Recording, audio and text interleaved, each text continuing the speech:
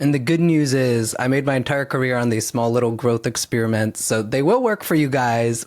Still probably the biggest dollar impact change I ever made in my career was changing the search ghost text at threadup.com. Like these little things can really give you a huge impact. So I think you guys will all benefit a lot from putting these little things into your roadmap with AI. Let's move into quality metrics and KPIs. How does the metrics understanding that a PM needs to have change for these AI features? Well, we talked a lot about like the costing implications and things like that. I think, um, look, I think, look, I think the leading indicators may be a little different, Like, for example, if you're doing an autonomous agent to do a bunch of work for folks, do you care if you have daily active users? Like, no, maybe not, right? Yeah. So I think what's going to shift is we're going to care a lot more about outcomes. And by the way, we always should have been caring about outcomes, but I think the daily, weekly active use is going to, like for some products, be sort of less important. Now, for some products, it may be more important.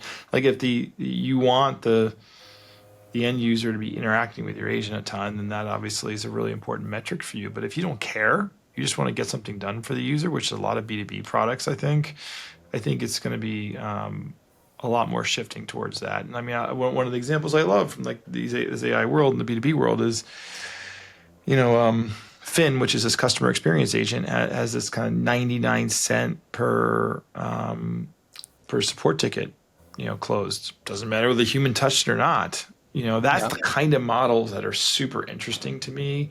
Now, look, not every product has something as clean as support ticket closed. That's very clean, unambiguous outcomes. But I think we all have some outcomes we're trying to drive. So I think that's what we all should be thinking about. What's the goal of your product? What's success look like? And how do we make sure we're measuring that? This seems like one of the ones where that's why I didn't put any time to proficiency here.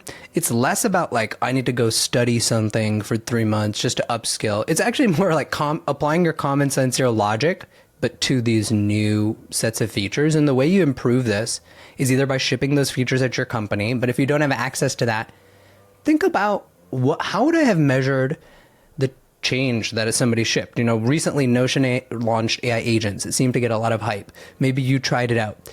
How would you measure that? Because as you walk through that process, you realize, oh, wow, measuring this agent isn't the same as the other features. And so I think that's the main thing here. Yeah, and I'll talk more about this, and hopefully I'll show a little bit of it. But like, I think we're looking at what are they using the agent for? How good the retention rate is. We're looking at things like frustration signals right now for agents. Like, are people pissed off? Like, how often does someone have like a short, pithy one-line response? Like, just do this for me, Because that's like, if I'm irritated when using something, then that's like a negative level of sentiment. So I think, in this world of, in this AI world, and I don't know if we're going to talk about it on another one of the little blocks here, but like, I think being close to the customer is even more important. And like, that's why you're hearing about this forward deployed engineer, or we're talking here at Pendo forward deployed PMs, where we go on site, sit alongside our customers, and we tweak the contest window. We tweak what sort of embeddings we can pull back. So go back to your like core fundamentals. Of course, you have to know those in order to sit on site with a customer and like tweak. But we want to tweak. We want to like obsess over some workflow and say we're going to automate this whole thing so it is flawless for you, but we're going to send you on site to go do it. And their success is like successful workflow completion that would have taken this user, I don't know, hours down to like seconds or minutes. Like, that is a success measure. But yeah, and how satisfied is the user?